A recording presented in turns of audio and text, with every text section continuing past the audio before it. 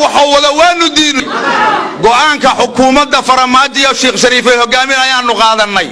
حكومة قوان كذا قادني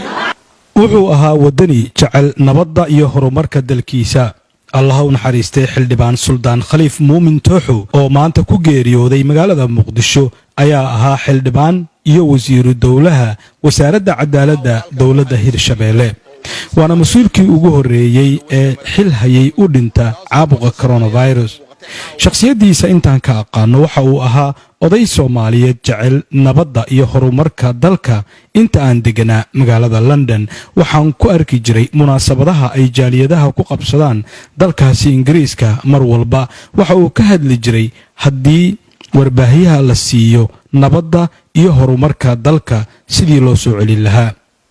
caawa halkan waxa la isugu yimid oo ummadda Soomaaliyeed oo dhammaan isugu timid taasoo ummadda Soomaaliyeed ay ka muuqatay caawa in laga baxay بربلانكي لبعتن كسنة كوها بسدي ومدة الصوماليات أو أيوب مقطع إن لو جدبي قرن جعيل دولة جعيل من نمو إن لو جدبي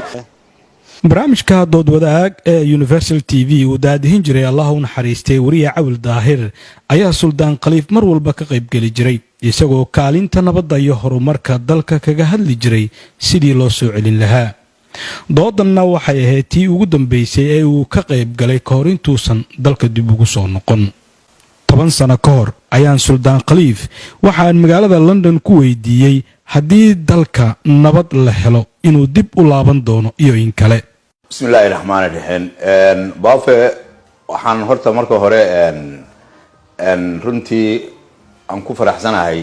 su'aashaada ahayd hadii Soomaaliya nabad noqoto maxaa soo bilahay runtii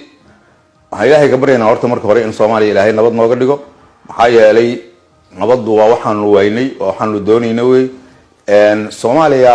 iyadoo nabadana waanu joogi jirnay maantana dhibaatada ka jirta cid walba way ogtahay Soomaaliya hadday nabad noqoto haddaan toos u abaaro su'aashaada ahayd Soomaaliya hadday nabad noqoto maxaa soo bilahay waxaan soo bilahay horta marka ugu horeysa nafsadayda u baahan baa inaan bal dalkii dib ugu noqdo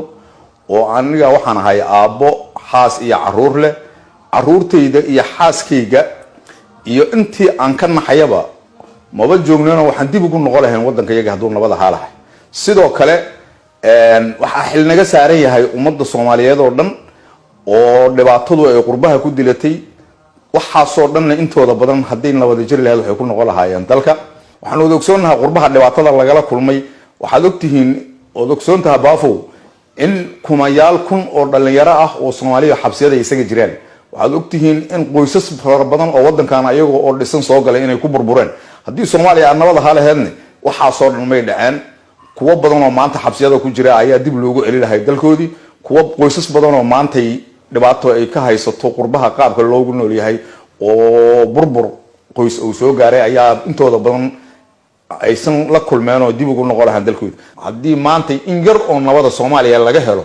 qofka ugu horeeya ee u hayaana noqonaya anigu qofka ugu horeeya oo u hayaana noqonaya ubadkeygana meeshaasaan u hayaaminaya iyo qoyskeyga dabcan waa uu soo laabtay isagoo ka qayb galay geedi socodka nabadda kana mid noqday xildhibaanada Hirshabeelle Allah uu naxariistay maanta ayaa Rabbi xamar ku oofsaday Ibrahim Umar Baafe wararka Somali TV Australia magaalada Melbourne